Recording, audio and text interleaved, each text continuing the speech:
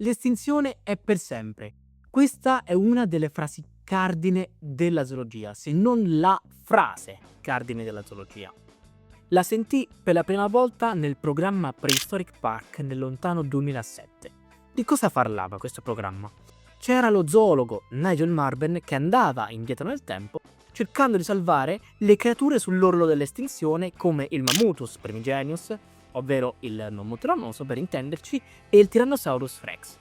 Ovviamente sappiamo tutti che non è possibile estinguere le specie in quel modo, non sicuramente mediante una macchina del tempo, anche se sarebbe molto figo, e che non esiste ancora la macchina del tempo, e non sicuramente andando a modificare due geni in croce per poi dire al mondo intero abbiamo estinto Direwolf. Vero Colossal Bioscience? Vero? Che grande manovra di marketing, bro. Mi siete piaciuti tantissimo, bravo. Tra qualche anno a questo punto potremmo avere tranquillamente i nostri ibridi dinosauro rana di Jurassic Park nel mondo reale per poi vederli venduti come abbiamo estinto i dinosauri. Comprate le nostre azioni e avrete la firma di George R.R. Martin in regalo. Sicuramente andrà così, cioè. Oh, Colossal, se stai guardando questo video, dammi una percentuale, vi ho dato l'idea del secolo. Vi prego, datemi soldi, se volete. Cioè, non se volete, datemi soldi. Ma oggi non siamo qui per parlare di questo scempio. Siamo qui per parlare di un'opera la cui pubblicazione è iniziata nel 2021 sotto la supervisione del paleontologo dottor Shinichi Fujiwara, il cui titolo è Dinosaur Sanctuary. Di cosa parla quest'opera? Beh, in sostanza, sigla.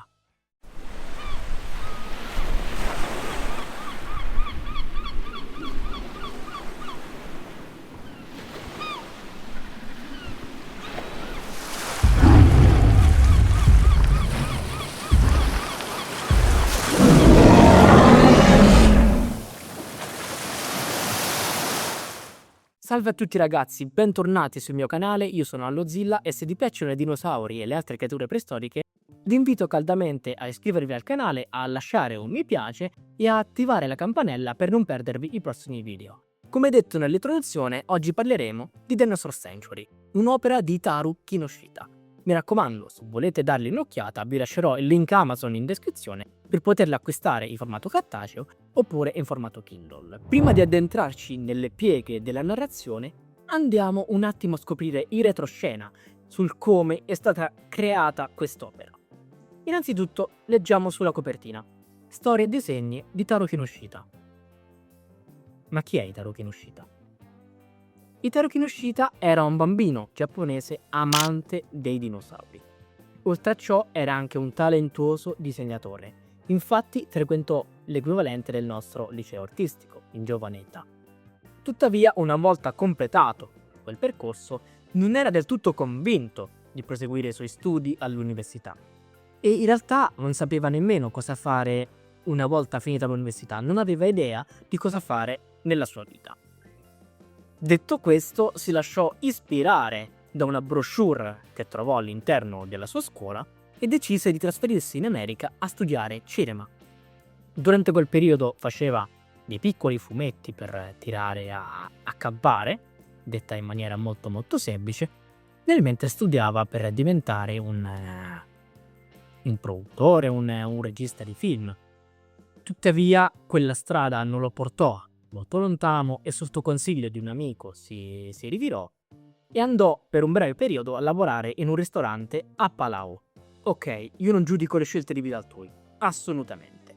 Comunque, Itaru in quel periodo viveva in una casa immersa nel verde e durante la notte sentiva i vessi degli animali che vivevano nelle circostanze. E furono proprio quei vessi a dargli l'ispirazione per un'idea su un manga con i dinosauri. Itaru voleva concentrarsi su un aspetto che secondo lui era totalmente tralasciato nel film Jurassic Park: la cura e il benessere degli animali. Fu così che decise di tornare in Giappone e nel mentre cercava di tirare avanti lavorando in un cinema come maschera, cercava di farsi produrre i suoi manga. Ovviamente aveva un mucchio di problemi. Cioè, sì, bella l'idea, ma come li metti i dinosauri in una storia? Ok che in ogni storia un dinosauro ci starebbe bene, anche nel Re Leone, no? Metti Simba che combatte contro Scar, ci vuoi mettere un bel Velociraptor che uccide le iene? Meraviglioso. Disney. No, non mi rubare l'idea, per favore, non farci queste cose. Però ecco, non puoi infilare i dinosauri a capocchia in tutte le storie. Quindi molti progetti fallirono nel corso degli anni. Itaru cercava sempre nuove storie, cercava sempre di farsi sponsorizzare, ma non ebbe molto successo. Il giorno in cui ebbe successo fu il 18 giugno 2018, nel quale finalmente riuscì a serializzare il suo primo manga a tema dinosauri, Gigant wo Uta, una storia ambientata nel periodo Edo, nel quale c'erano ancora dei dinosauri. Che cos'è il periodo Edo? Un periodo che durò 256 anni, dal 1603 al 1868, in cui il governo feudale Tokugawa esercitò un forte controllo sul Giappone, mantenendo un equilibrio tra il potere imperiale e quello militare. Questo portò a un periodo di pace e prosperità del paese grazie alla stabilità politica. Dopo la fine della serializzazione di Gigant wo Uta, Itaru finalmente potette concentrarsi sulla realizzazione di Dinosaur Century. Le prime idee su questo manga erano diverse rispetto a quelle che poi sarebbero state nel prodotto finale. Per esempio, il focus della narrazione era incentrato su una riserva naturale, cosa che poi si sarebbe completamente spostata su uno zoo. E la prima one shot di Dinosaur Century parlava di una famiglia di tirannosauri che viveva in questa riserva, che purtroppo venivano colpiti da una malattia e i ranger di questa riserva dovevano trovare un modo per curarli. E anche i personaggi che erano all'interno di questa one shot e che poi saranno riciclati all'interno dell'opera finale erano semplicemente personaggi di altre opere precedenti dell'autore, soltanto un po' cambiati minimamente. Come lui stesso dice, andando proprio a leggere le sue parole, diciamo che sono gli stessi personaggi, ma sono di due universi differenti. Se vogliamo dirla alla Marvel, erano delle varianti, mettiamola così. Dopo tutte le modifiche del caso, finalmente il 19 marzo 2021 iniziò la pubblicazione di Dinosaur Century. Ok, dopo tutto questo preludio, finalmente posso raccontarvi un po' di storia. Per non andare a intrecciarmi con le parole o a dire castronerie, andrò a leggere direttamente le parole del maestro. Nel lontano 1946 venne scoperta un'isola remota dove i dinosauri erano scampati all'estinzione. Attraverso l'accoppiamento e la manipolazione genetica, la popolazione di dinosauri aumentò e la dinomania raggiunse vette altissime, finché non accadde un terribile incidente. Dopo tutti questi eventi, gli zoo che ospitano i dinosauri, come Dinoland di Enoshima, il luogo che ospita le vicende del manga, ebbero un grande declino. In questa situazione entra in gioco Suma Suzume. Suzume è un'appassionata di dinosauri e vuole diventare una Dino Keeper. Sarà lei a salvare Dinoland dall'estinzione? Ora che abbiamo parlato della storia generale del manga, andiamo a vedere un attimo la sua struttura. La maggior parte delle storie raccontate nei volumi di Dinosaur Century sono storie autoconclusive. Nel senso, sono tutte focalizzate o sull'apprendimento di Suzuma per diventare una Dino Keeper. Per esempio succede che in alcuni capitoli, senza fare spoiler, che Suzuma debba interagire con le Trudon, con i tirannosauri, con i Triceratops, eccetera eccetera. Oppure su dei problemi che si generano all'interno del parco. Poi a volte ci sono delle storie con una trama orizzontale che si sviluppano per 2-3 capitoli. Per esempio c'è la storia di un Triceratops che deve riacquisire la sua fama ormai perduta. Oltre a Suzume e ai dinosauri abbiamo tutta una serie di personaggi, una serie di comprimari, mettiamola così, e tra i principali abbiamo Kirishima Karin, una Dino Keeper specializzata in ceratopsidi, Kaido Arata, un Dino Keeper specializzato in teropodi, Shiranui Ren, veterinario dello zoo, Torikai Ami, la contabile del parco, e Ojino Takatoshi, ovvero il curatore e il gestore del parco.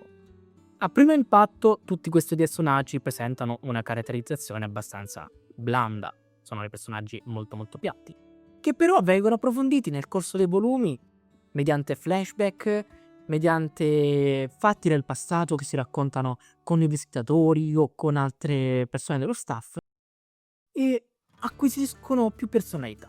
Ora, più che parlarvi della storia, io non voglio assolutamente parlarvi della storia perché è un manga che va recuperato.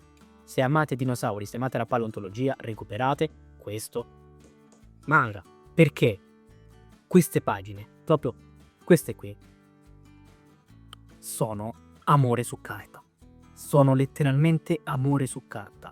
Da ogni singolo dialogo, da ogni singolo disegno, traspare l'amore che il mangaka ha verso queste creature e verso i personaggi che ha scritto. Non è una cosa scontata, assolutamente no.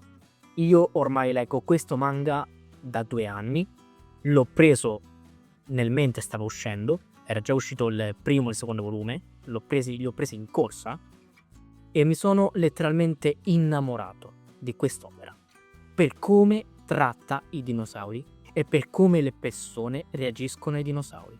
Se voi pensate agli ultimi film, prendiamo Jurassic World, più che Dominion, su cui c'è stata una vera e propria guerra che io non condivido per niente. Per me Dominion è un film valido, non so perché le persone se la siano presa troppo con le locuste, le quali tutto questo screen time non lo hanno e non tolgono screen time ai dinosauri, ma vabbè, lasciamo questa cosa da parte.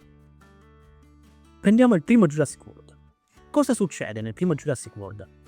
C'è Zack che è davanti alla laguna del mosasauro. Cosa guarda il mosasauro? No, guarda lo smartphone. Sicuramente è una situazione realistica, lo vediamo tutti quanti i giorni. In questo manga no. Quando le persone, quando i visitatori, quando i Dino Keeper stessi vanno al lavoro, vanno a visitare lo zoo, sono esterrefatti. Nonostante sia la normalità avere quelle creature nel loro mondo, quando ne vedono una, stanno con le lacrime agli occhi. Ed è una cosa bellissima. Non c'è alcun tipo di mostrizzazione di questi animali, cosa che sembra utopia. È un'utopia in questi tempi non avere dinosauri mostrizzati in cui non lo so, hanno un sauropode davanti morto invece inseguono esseri di 80 kg. Perché sì, perché no? Cioè, hai un sauropode di 10 tonnellate, ma no, inseguo quello che pesa 80 kg. Qui i dinosauri sono trattati come animali e le persone si stupiscono davanti a questi animali. Quando è l'ultima volta, non per riprendere la frase di Jurassic World e Fallen Kingdom, quando è la prima volta che hai visto un dinosauro? No. Quando è stata l'ultima volta in cui vi siete emozionati davanti a un museo, davanti a una rappresentazione di dinosauro? Soprattutto quando è stata l'ultima volta in un film nel quale c'è stato stupore per i dinosauri? Io la risposta ce l'ho. 1993, Jurassic Park, Alan Grant che guarda il brachiosauro. Se ci pensate, nemmeno nel mondo perduto. Nel mondo perduto c'è la scena degli stegosauri. Ma non è equiparabile. Nel primo Jurassic Park c'è Alan che quando guarda il brachiosauro si sente male. Si sente male. E si sente ancora più male dopo aver sentito che c'è anche un Rex lì in quel parco. Queste sono le cose che ricerco nei prodotti con i dinosauri. Lo stupore. Ragazzi, i dinosauri sono delle cavolo di creature mitologiche. Sono le creature che hanno ispirato il 90% delle creature di D&D. Il 90% sono derivate dai dinosauri. I greci sono tra i primi che hanno scoperto i denti di Megalodon. Non sono dinosauri Megalodon, assolutamente. Non sono qui per fare questo discorso. Però i greci scoprirono i denti di Megalodon. Pensarono che fossero dei denti di... Anzi, non dei denti, delle lingue di drago fossilizzate. Cioè, stiamo parlando di creature che hanno generato tutto l'immaginario fantasy che abbiamo ad oggi. Tutto. Eppure creature, bisogna mostrizzarli. Bisogna mostrizzare il dinosauro perché se no non vende. Perché se no il bambino che va in sala si annoia se è carnivoro, non sbrana il parasaurolofo di turno. Se non c'è l'ibrido modificato Sarcazzi non ci vado. Perché? Da quando si è perso il valore del dinosauro? Da quando? Da quando uno, se non vede un tirannosauro, non dice che meraviglia? È un drago. È letteralmente un drago. Senza ali, non sputa fuoco. Non so perché. Si è perso totalmente il fascino. Quest'opera, invece, me lo ha regalato di nuovo. Me lo ha regalato. Nonostante io l'abbia conservato anche dopo Dominion, dopo tutte le critiche che ha avuto, perché finalmente in quel film il Terizinosauro è un dinosauro normale, il T-Rex è il dinosauro normale, il Giganotosauro è il dinosauro normale, critiche aspissime, così, perché il Giganotosauro doveva essere in gioco secondo Trevorrow, ma ha trollato. Questo manga, cioè, basta anche solo guardare la copertina. Anche Reta. Amore e stupore. Amore e stupore. Anche qui. La bambina, Suzume la bambina, che si emoziona visitando un museo. Immaginate cosa possa essere la sua reazione quando incontrerà un dinosauro dal vivo. Questa è una cosa che si è totalmente persa. E mi dispiace. Mi dispiace che si sia persa nel corso del tempo. Però sono molto felice che finalmente c'è un prodotto, dopo il primo Jurassic Park, che sia riuscito a restituirmi questa cosa. Io spero che questo video non abbia annoiato. Non ho raccontato nulla della trama del manga perché appunto non volevo fare spoiler. Volevo parlare, ecco, del cuore del manga, un po' della sua produzione, ma assolutamente nulla della trama perché appunto voglio che questo prodotto sia comprato e letto. Quindi ragazzi, noi ci rivediamo al prossimo appuntamento e vi auguro una buona giornata. Ciao!